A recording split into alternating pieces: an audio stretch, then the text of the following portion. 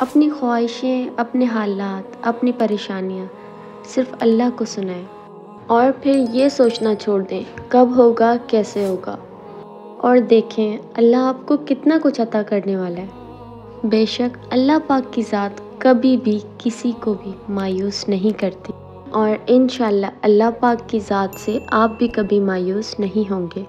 इसलिए अपनी परेशानियाँ, अपने हालात, अपने जज़्बात लोगों को बताना छोड़ दें।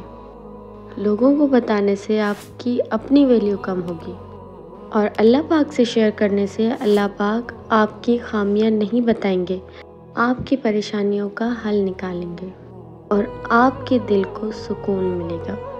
लोगों को बताने से आपके दिल में ये वहम ज़रूर रहेगा कि कल को मेरी बात किसी और तक ना पहुंचाए और अल्लाह पाक को बताने से आपके दिल को सब्र मिलेगा, सुकून मिलेगा।